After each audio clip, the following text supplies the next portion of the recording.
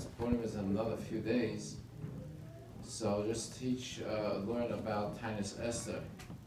As you know, on taanit Esther, which is Wednesday, it's called the Fast of Esther, and it starts in the morning, it goes till the evening, and the fast goes into the Megillah. So when you read the Megillah, you still didn't eat and drink yet from the morning. After the Megillah is when you eat and drink. So he says here that taanit Esther, even though it's a fast day, however, when it comes the afternoon of taanit Esther, that means getting closer to Purim, it's tradition that you put on garments of Shabbos. In other words, you wear Shabbos clothing for Purim. So when do you put on your Shabbos clothing for Purim? In taanit Esther, after Mincha, or even before Mincha. So when you come to Purim, you should already be wearing your garments of Shabbos. Because on Purim, you're supposed to wear the garments of Shabbos. Normally, on a regular fast day, you don't bathe and so on, because you don't want to do things that are joy or pleasure. But on taanit Esther, in honor of Purim, you could bathe, wear nice clothing, and get ready for Purim, which is the highest day of the year. Also, there's a tradition that on taanit Esther at night, that means after the Megillah reading, people eat like a meal. Not the meal that you eat on Purim day, but it's a meal after the Megillah. And they bake special bread for that meal. So the tradition is it should be fresh bread. So they bake it on taanit Esther, which is Wednesday. So Wednesday evening when they come home, after the Megillah reading, they have a fresh bread that is part of the joy of Purim. So you bake on taanit Esther, you break already the bread.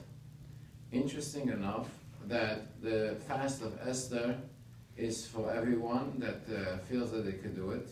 But we do also the mitzvah of machatzis hashekel, which is on taanit Esther, before Mincha, everyone that's above 13 and so on gives a half silver dollar. This half silver dollar is what they used to do at the time of the Beis Hamikdash for the sacrifices that they give every day.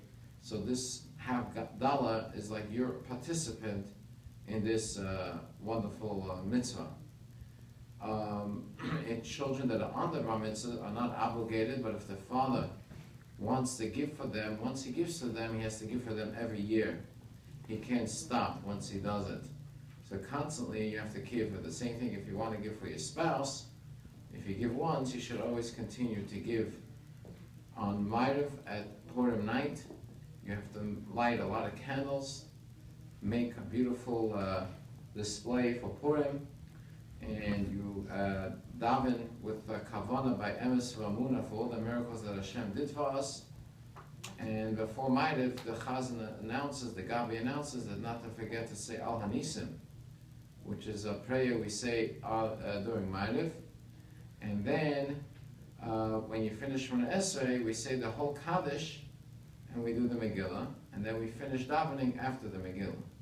So in other words, after the Megillah, you still have to finish Aleinu and say Kaddish, which you do after the Megillah reading, because it's part of davening. The Megillah is part of davening.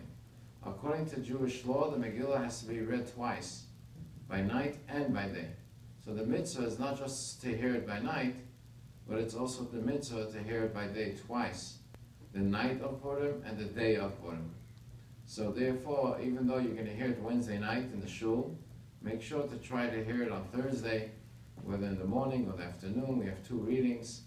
We have in the morning at 7:30 Megillah reading, and then in the afternoon at 4:30. But either way, you should hear the Megillah twice during the day of Purim. Also, the mitzvah of Purim to give Mishloach Manos, Matanas Lavionim, and the festive meal of Purim. May Hashem bless that we should be able to hear only miracles for Am Yisrael, and we should be able to celebrate only simchos and the real redemption with Mashiach. Amen. Amen.